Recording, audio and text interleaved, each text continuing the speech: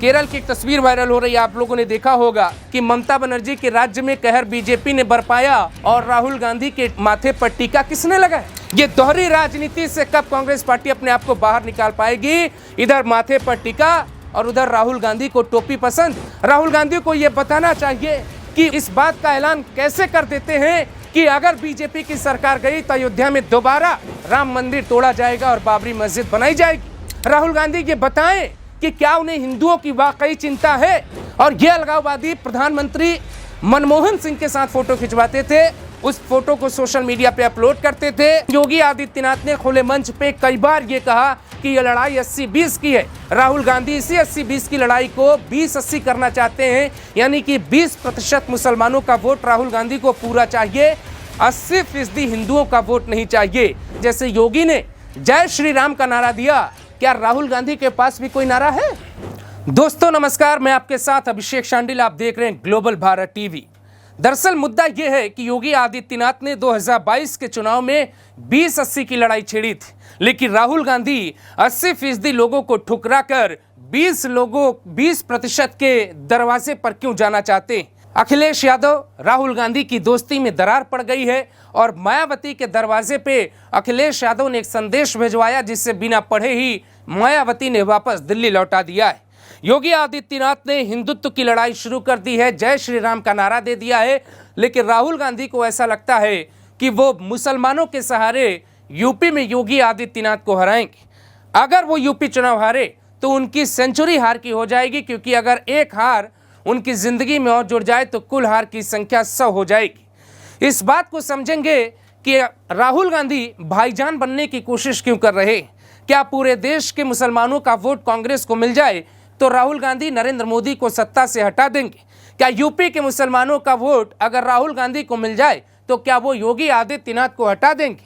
अखिलेश यादव के सहारे यूपी में राहुल गांधी को मुसलमानों का वोट चाहिए, बिहार में तेजस्वी यादव के सहारे राहुल गांधी को मुसलमानों का वोट चाहिए, महाराष्ट्र में उद्धव ठाकरे और एनसीपी के सहारे राहुल गांधी को मुसलमानों का वोट चाहिए, केरल में उनकी सरकार बनी लेकिन वहां की क्षेत्रीय पार्टी के सहारे उनको मुस्लिम वोट चाहिए, पश्चिम बंगाल में राहुल गांधी को ममता बनर्जी के सहारे वोट चाहिए। इधर बीजेपी साल 1999 से लेकर 2024 के चुनावों में अपने मुसलमान वोटों को बचाकर आगे बढ़ती रही। 1999 में बीजेपी को 7% वोट मिला, तब अटल बिहारी वाजपेयी बीजेपी के बड़े चेहरा हुआ करते थे, और नरेंद्र मोदी के दौर में 4% वोट 2014 में मिला जरूर, लेकिन उसके बाद 19 और 24 के चुनाव में बीजेपी ने फिर से वापसी की और मुसलमानों का वोट बीजेपी को मिला। लेकिन राहुल गांधी के दिमाग में इन दिनों पेट्रोल के बढ़ते दाम, गैस की किल्लत, बढ़ती महंगाई, अमेरिका का प्रोपोगेंडा और कॉकरोच पार्टी का एजेंडा घूम रहा है, और इसी के सहारे राहुल को लगता है कि वो नरेंद्र मोदी को चुनाव हरा देंगे। इसीलिए उन्होंने एक बड़ा ऐलान किया है कि 1 साल के भीतर नरेंद्र मोदी की सरकार गिर जाएगी। किस दावे के साथ, ये दावा वो नहीं बता पाए। दूसरी तरफ दोनों सदनों में बीजेपी को बहुमत होता दिखाई दे रहा है, डीएमके के साथ बीजेपी की करीबियां बढ़ रही हैं। इधर राहुल गांधी सपने देख रहे हैं कि 1 साल बाद नरेंद्र मोदी की सरकार गिर जाएगी। इसमें आप एक बात और समझिए दोस्तों कि राहुल गांधी ने कुछ दिनों पहले ही नरेंद्र मोदी और अमित शाह को गद्दार बताया था, और उस बात पे काफ़ी भूचाल मचा था, सियासी भूचाल आया था। बीजेपी के नेताओं ने इनके खानदान का नाम गिना गिना के गद्दारी का तमाम इतिहास जोड़ दिया इनके साथ। लेकिन सवाल ये है कि क्या सच में राहुल गांधी नरेंद्र मोदी की सरकार गिरा पाएंगे, अखिलेश यादव के साथ यूपी में गठबंधन कर पाएंगे। इन बातों को समझना होगा।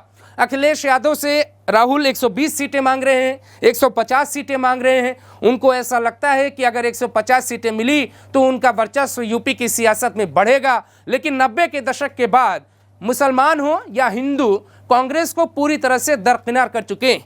बाबरी मस्जिद के विध्वंस के बाद ही क्षेत्रीय पार्टियों का जनाधार अलग अलग राज्यों में बढ़ा, और उसी वक्त सत्ता से कांग्रेस अलग अलग राज्यों से मुक्त होती रही। आज ये स्थिति है कि 22 राज्यों में एनडीए की सरकार है, और राहुल गांधी उसके बावजूद ये कहते हैं कि नरेंद्र मोदी की सरकार 1 साल के भीतर गिर जाएगी। ये दावा क्या जॉर्ज सोरोस के नाम पे किया जा रहा है? ये दावा क्या अमेरिका से किया जा रहा है? ये दावा क्या ट्रंप के कहने पे किया जा रहा है? ये दावा क्या डीप स्टेट की कहानी पर किया जा रहा है? क्या वो सपने कॉकरोच पार्टी की तरह देखने लगे जैसे नेपाल में जेनजी का आंदोलन हुआ था? ये तमाम सवाल आपके दिमाग में चल रहे होंगे, लेकिन आपका जो ध्यान है वो यूपी की सियासत पर हम लेकर जाना चाहते हैं। योगी आदित्यनाथ ने 2022 के चुनाव में 80-20 का नारा दिया था। बीजेपी को थोड़ी दिक्कत उस चुनाव में हुई थी और बीजेपी के बड़े नेता 80-20 से बचते नजर आए। अमित शाह से जब कभी पूछा गया कि मुसलमानों को आप सीट क्यों नहीं देते, तो वो ये कहते हैं कि जो लोग चुनाव जीत कर आते हैं बीजेपी हमेशा उन्हें टिकट देती। लेकिन योगी आदित्यनाथ ने खुले मंच पे कई बार ये कहा कि ये लड़ाई 80-20 की है। राहुल गांधी इसी 80-20 की लड़ाई को 20-80 करना चाहते हैं, यानी कि 20% मुसलमानों का वोट राहुल गांधी को पूरा चाहिए, 80% हिंदुओं का वोट नहीं चाहिए। कांग्रेस का ये जो ये नवीनीकरण हो रहा है राहुल गांधी के युग में, उससे आपको ये समझ में आना चाहिए कि वो जब यूपी में आएंगे वो अखिलेश यादव के साथ है या मायावती के साथ है। लोकसभा चुनाव में बेशक कांग्रेस को 8 सीटें यूपी में मिल गई, लेकिन धोखे से बार बार सियासत नहीं होती राहुल गांधी। और ये जो योगी आदित्यनाथ के सामने आप ये कहकर खड़े हो रहे हैं कि 20% आपको मुसलमानों का वोट चाहिए और 80% हिंदुओं का वोट नहीं चाहिए, तो इस बात की तैयारी करनी चाहिए कि बिहार में क्या हश्र हुआ। बिहार में कांग्रेस की ऐसी बुरी पिटाई सपने में भी कभी गांधी परिवार ने नहीं सोचा होगा। और नरेंद्र मोदी को हराने के लिए आपको योगी आदित्यनाथ को यूपी में हराना ही पड़ेगा, क्योंकि लखनऊ की सत्ता दिल्ली तक आएगी। और योगी आदित्यनाथ की जो हिंदुत्व छवि अभी आपके सामने दिखाई दे रही है, जो उनका हिंदुत्व नैरेटिव है, जिस हाट पिच पर वो बैटिंग कर रहे हैं, क्या राहुल गांधी का नमाज पढ़ने का तरीका हिंदुओं में लोकप्रिय होगा? क्या राहुल गांधी हिंदू होने के बावजूद भी हिंदुओं की पॉलिटिक्स में कोई दिलचस्पी नहीं रख रहे? क्या राहुल गांधी गुजरात के अधिवेशन से जो बात कहते हैं कि पिछड़ों की ज़रूरत है पार्टी को, क्या वो ज़रूरत मुसलमानों के दरवाजे पे आके ख़त्म हो जाती? जो गांधी परिवार लंबे वक्त तक देश के दलितों और पिछड़ों का वोट लेती रही, वो कांग्रेस पार्टी आज मुसलमानों के लिए मजबूर क्यों बन रही? राहुल गांधी 20-80 का नारा क्यों देना चाहते हैं? अगर पूरे देश में मुसलमानों का वोट उन्हें मिल भी जाए तो क्या वो मोदी या यूपी में लखनऊ या फिर यूपी में योगी को हरा पाएंगे? लेकिन फिर भी जब चुनाव आएगा, केरल की एक तस्वीर वायरल हो रही है, आप लोगों ने देखा होगा कि ममता बनर्जी के राज्य में कहर बीजेपी ने बरपाया और राहुल गांधी के माथे पर टीका किसने लगाया? ये सवाल पूछा जा रहा है। राहुल गांधी जब गए केरल, नए मुख्यमंत्री ने शपथ ली, वहां की एक तस्वीर वायरल हुई और गांधी परिवार के जितने सदस्य खड़े हैं सबके माथे पर यह टीका क्यों दिखाई दे रहा है? ये दोहरी राजनीति से कब कांग्रेस पार्टी अपने आप को बाहर निकाल पाएगी? इधर माथे पर टीका और उधर राहुल गांधी को टोपी पसंद। कम से कम जिस सेक्युलर राजनीति की बात कांग्रेस करती आ रही दशकों से, उसको स्पष्ट करना चाहिए कि उसकी सेक्युलर राजनीति का मतलब क्या है। उसको यह बताना चाहिए कि वो हिंदुओं के किन मुद्दे पर साथ है। राहुल गांधी को स्पष्ट करना चाहिए कि जब देश में यूजीसी का मुद्दा लागू हुआ तो राहुल गांधी किसके समर्थन में थे।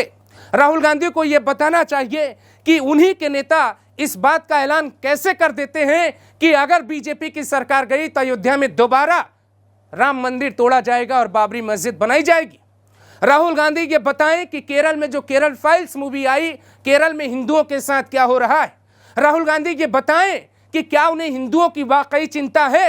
राहुल गांधी को यह भी बताना चाहिए कि 90 के दशक में जब उनकी सरकार थी, जब गांधी परिवार दिल्ली की सत्ता पे विराजमान था, तो कश्मीरी पंडितों के साथ इस तरीके का व्यवहार किस तरीके से किया गया, उन कट्टरपंथियों को छूट क्यों दी गई। ये कश्मीर के तमाम नेता हैं, एक के बाद एक फोटो आपको दिखाते हैं। ये वो अलगाववादी हैं जिन्हें पीएमओ में डिनर दिया जाता था, और ये अलगाववादी प्रधानमंत्री मनमोहन सिंह के साथ फोटो खिंचवाते थे, उस फोटो को सोशल मीडिया पे अपलोड करते थे।